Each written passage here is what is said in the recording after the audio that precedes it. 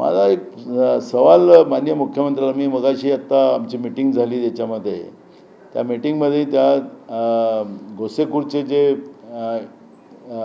प्रमुख अधिकारी, त्याला ईडी म्हणतात, त्या अधिकारी पण होते.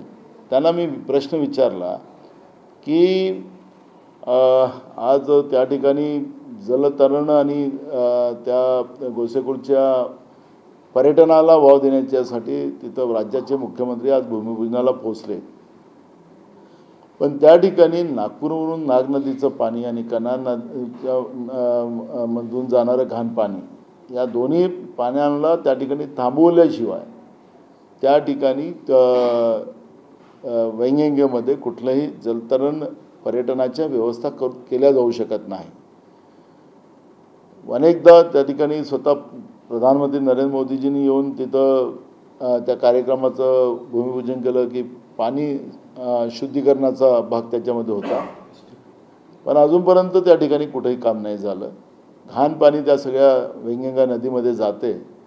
आणि पहिले तर माननीय मुख्यमंत्र्यांनी एवढी घाई करण्याच्यापेक्षा पहिले हे नाग नदीचं आणि कन्हान नदीचं घाण जाणारं पाणी वैंगंगामध्ये ते थांबवलं पाहिजे, त्याच्यावर काम केलं पाहिजे. नाही तर गडकरी सांगायचे की मी विमान खाली उतरवणार, म्हणजे नदीमध्ये तिथं जहाज आणणार, विमान उतरवणार नदीमध्ये, तर त्याची हवेतच गेली. पण आता मुख्यमंत्र्यांनी जे आज त्या ठिकाणी जाऊन ते म्हणजे त्याची कामाची सुरुवात करण्याचा निर्णय केला, कुठल्या आधारावर केला, तर तो सवाल मी मगाशी राज्याच्या उपमुख्यमंत्र्याला विचारला. उपमुख्यमंत्री पण त्याला उत्तर देऊ शकले नाही. तेही म्हणत होते की मला माहिती नाही, ते अधिकारी पण म्हणून आम्हाला माहिती नाही.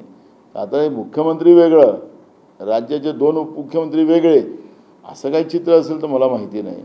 पण मी तिथला स्थानिक असल्यामुळे तिथली जी परिस्थिती सांगितली की वैंगंगेमध्ये नाग नदीचं आणि कन्हान नदीचं जे घाण पाणी जाते ते पहिले थांबवलं पाहिजे, त्याला शुद्ध केलं पाहिजे आणि नंतरच या प्रक्रियेला त्यांनी सुरुवात केली पाहिजे, असं आमचं मत आहे.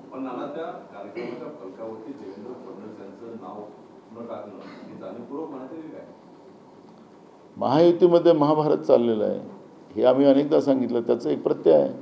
आणि आता भंडाऱ्यात त्यांना काय करावं का नाही करावं असं त्यांना होऊन गेलेलं आहे. त्यामुळे भंडारा आता एक राजकीय आखाडा तयार झालेला आहे भंडाऱ्यामध्ये. तर आता कोणीतरी श्रेय घ्यायचा आणि कसं काय करायचं त्याचा प्रयत्न सुरू आहे. त्यामुळे मुख्यमंत्री वेगळे, राज्याचे दोन उपमुख्यमंत्री वेगळे, हे चालत राहणार आहे. तर त्याला आता मी काय बोलावं? मी भेट नाही घेतली. हां,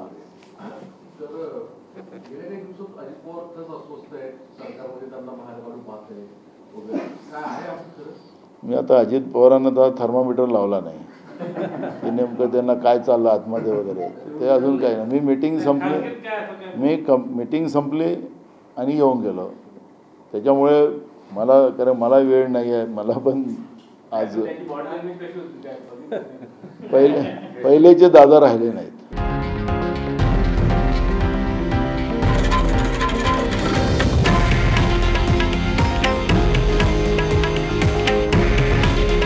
हे आहे देशातील नंबर 1 न्यूज नेटवर्क आणि आपण पाहत आहात TV9 मराठी. काळजी तुमची, हित महाराष्ट्राचं.